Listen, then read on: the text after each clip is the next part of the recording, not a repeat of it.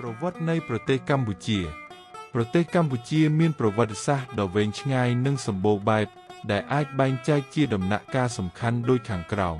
1. សម័យបុរេប្រវត្តិមុនសតវត្សទី1សម័យបុរេប្រវត្តិគឺជាពេលវេលាដែលមនុស្សនៅលើទឹកដីកម្ពុជាបានរស់នៅមុនពេលមានអក្សរសាស្ត្រសម្រាប់កត់ត្រាស្រាវជ្រាវបង្ហាញថាមនុស្សបានរស់នៅក្នុងរូងភ្នំនិងប្រើប្រាស់ឧបករណ៍ថ្មតាំងពីសតវត្សទី4000មុនហើយបានដាំដុះស្រូវតាំងពីសតវត្សទី1មុន 2. សម័យហ្វូនុននិងចេនឡាសតវត្សទី18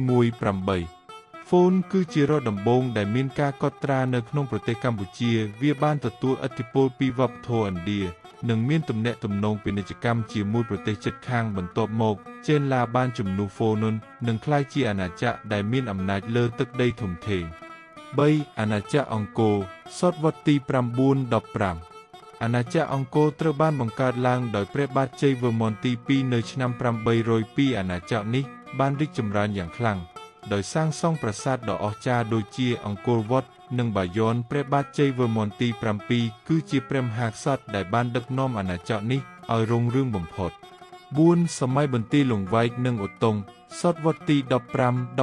15-18បន្ទាប់ពីអាណាចក្រអង្គរដួលរលំកម្ពុជាបានផ្លាស់ទីរាជធានីទៅបន្ទាយលង្វែកនិងបន្ទាប់មកទៅឧត្តុង្គក្នុងអំឡុងពេលនេះប្រទេសកម្ពុជាបានប្រឈមមុខនឹងសង្គ្រាមនិងការចូលលុកលុយពីប្រទេសជិតខាង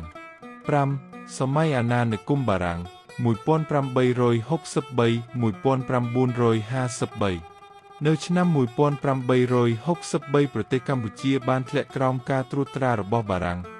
បានគ្រប់គ្រងប្រទេសកម្ពុជាជាអាណានិគមរហូតដល់ឆ្នាំ1953ពេលដែលព្រះបាទទិនរោត្តមសីហនុបានទាមទារឯករាជ្យវិញ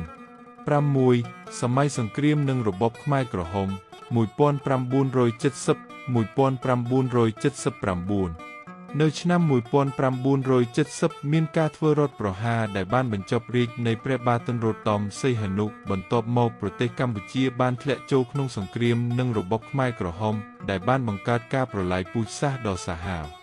7. សម័យសន្តិភាពនិងអភិវឌ្ឍ1993បច្ចុប្បន្នក្រោយពីការបោះឆ្នោតសេរីនៅឆ្នាំ1993ប្រទេសកម្ពុជាបានចូលរួមជាសមាជិកអាស៊ាននិងបានអភិវឌ្ឍសេដ្ឋកិច្ចយ៉ាងឆាប់រហ័សការអភិវឌ្ឍនេះបាននាំឲ្យមានការកែលម្អជីវភាពប្រជាជននិងការរីកចម្រើននៃវិស័យទេសចរណ៍